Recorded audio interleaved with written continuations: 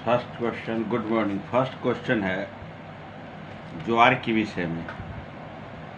ज्वार variety होते हैं। ज्वार की एक नई प्रजाति का रिसर्च किया गया है।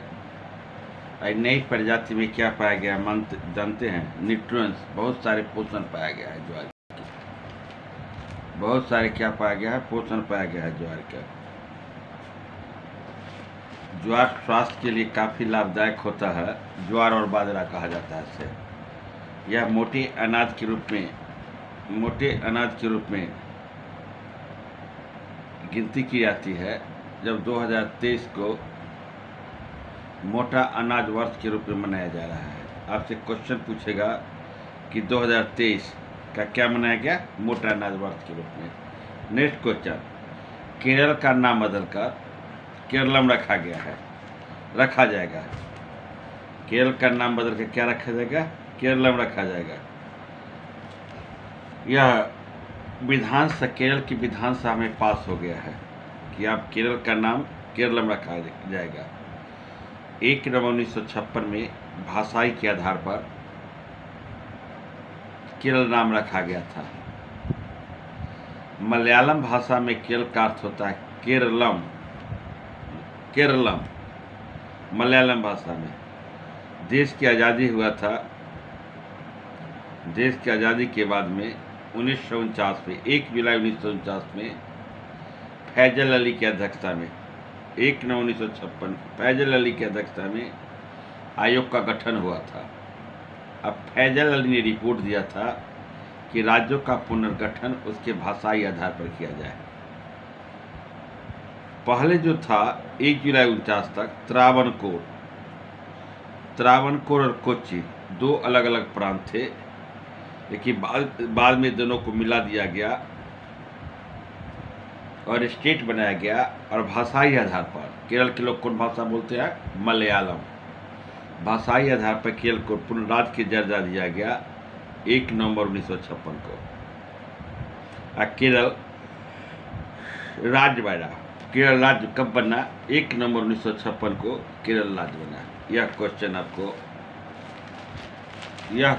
आपको तो केरल का नया नाम क्या होगा? केरलम। अगला क्वेश्चन है, bill 6 remove CGI from panel that pick of CEC and ECS। देखिए, एक बिल पास किया गया है। The government move the union government on the Thursday introduced the bill remove the Chief Justice of India from the panel of the select of Chief Election Commission and Election Commission।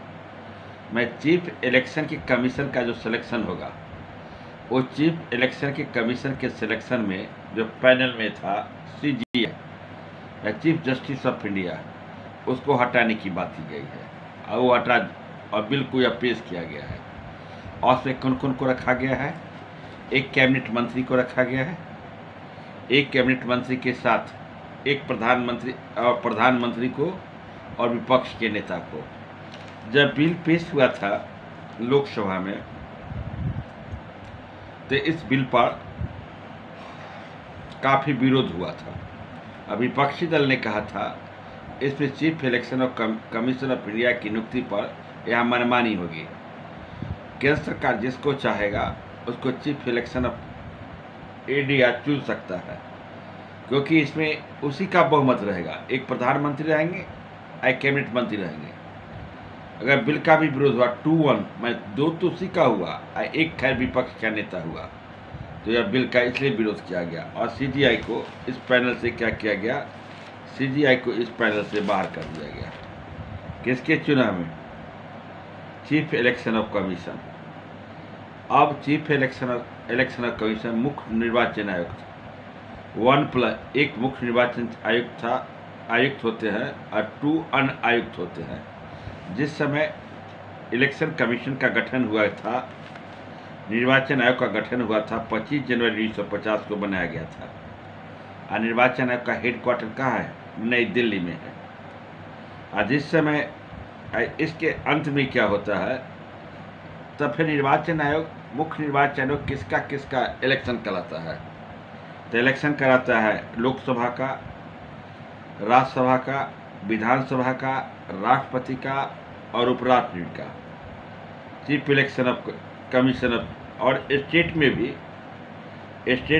Election commission of, state में भी मुख्य निर्वाचन आयुक्त होते हैं। देखिए, चुनाव की चर्चा आर्टिकल 324 से लेकर 329 तक वर्णन है, और ये निर्वाचन की चर्चा किस में है? भाग 15 में निर्वाचन की चर्चा की गई है। यहीं पर इस क्वेश्चन को यहाँ पर बताया गया है। निर्वाचन की चर्चा कब से की गई है? भाग 15 में किया गया है। अब भाग 15 में किया गया है तो आपको चर्चा किया गया है आपको 324 से लेकर 329 तक। Bring the back old pension scheme before 2024 election demand the 2024 election demand staff.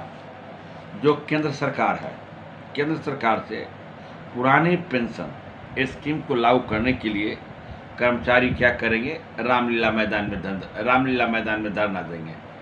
2024 से पहले पुराना जो ओल्ड पेंशन स्कीम है, ओल्ड पेंशन की स्कीम को लागू करने के लिए जब वाजपेयी की सरकार बनी थी तो ओल्ड पेंशन स्कीम को हटाया गया था। और ओल्ड पेंशन स्कीम हटाने का मुख्य कारण था केंद्र सरकार को इस पर काफ़ी वहन करना पड़ता है। अगर पति को ओल्ड पेंशन स्कीम मिल रहा था 2018 की पहले है, तो पति के किसी कारण डेथ भी हो जाए तब उसकी पत्नी को भी ओल्ड पेंशन स्कीम से लाभ मिलता था, जिस कारण कि भारत सरकार को काफ़ी घाटा होता था। औसतन लोग देखा गया था कि 80 वर्ष की आयु तक पेंशन का लाभ उठाते थे। तो जो व्यक्ति 80 वर्ष की आयु तक पेंशन का लाभ उठाते थे, वैसी स्थिति में सरकार को काफ़ी घाटा होता था। इसलिए न्यू पेंशन स्कीम आया, और न्यू पेंशन स्कीम के तहत क्या हुआ? जितना आप पैसा कटाएंगे उतना भी आपका जो सैलरी मिलता है, और सैलरी में गवर्नमेंट जितना पैसा काटेगी उतना पैसा जो केंद्र सरकार देगी, और दोनों मिलाकर जब आप रिटायरमेंट होंगे तो उतना पैसा मिलेगा। ये हो गया न्यू पेंशन स्कीम। तो न्यू पेंशन स्कीम को बात नहीं, लेकिन ओल्ड पेंशन स्कीम के लिए भी कुछ राज्य कमेटी गठन किया गया है कि हम ओल्ड पेंशन स्कीम को लागू करेंगे। कुछ राज्य जो कमेटी गठन किया गया है ओल्ड पेंशन स्कीम के लागू करने के लिए आंध्र प्रदेश है। आंध्र प्रदेश से राज्य यही कहा है, 1000 of the employee of the union government and the central public sector undertaking the introduced defense of establishment यानी allot the a protest rally organized to a joint reformer registration of the old pension scheme तो दोनों मिलकर क्या करेंगे? Rally करेंगे। यही तो old pension scheme और न्यू पेंशन स्कीम है। नेक्स्ट क्वेश्चन बहुत ही इंपॉर्टेंट क्वेश्चन है।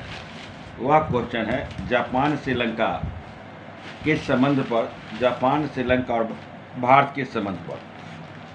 जापान श्रीलंका और भारत के संबंध पर, तीनों के संबंध पर यह स्टार्ट क्या किया गया है? India studying ways to extend trilateral cooperation with Sri Lanka. India Japan studying way to extend trilateral cooperation with Sri Lanka. बंदरगाह पर जापान और भारत मिलकर श्रीलंका के बंदरगाह को, पूर्वी हिस्से के बंदरगाह को डेवलप करना चाहता था, लेकिन श्रीलंका ने बाद में इसको मना कर दिया कि, और इससे पीछे हट गया, और अंत में जानते हैं किसको दे दिया गया? चाइना को दे दिया डेवलपमेंट करने के लिए। पहले वह एग्रीमेंट किया था कि भारत को दिया जाएगा, लेकिन बाद में किसको दे दिया गया? चाइना को। लेकिन अब फिर अभी देखिए, जब आर्थिक संकट से गुजर रहा था श्रीलंका, तो वैसी स्थिति में भारत ने उसको काफ़ी मदद किया है। किसको काफ़ी मदद किया है? श्रीलंका को काफ़ी मदद किया है। जापान भी काफ़ी मदद किया है। तो अब श्रीलंका तैयार हो गया है कि आप बंदरगाह को कॉपरेट कीजिए, यही कहा। India Japan studying two way to restaurant cooperate, यही कहा है। More than 2 years after Sri Lanka cancel the joint India Japan MOU for the east container terminal project of Colombo. There are continue are the standing way with the restraining a cancellation of the MOU estimate about the $5,000 million and suspend the Japan and fund the transmit project. Previous project को क्या कर दिया गया था, श्रीलंका द्वारा cancel कर दिया गया था, लेकिन उसी प्रोजेक्ट पर फिर बात करने की गई है।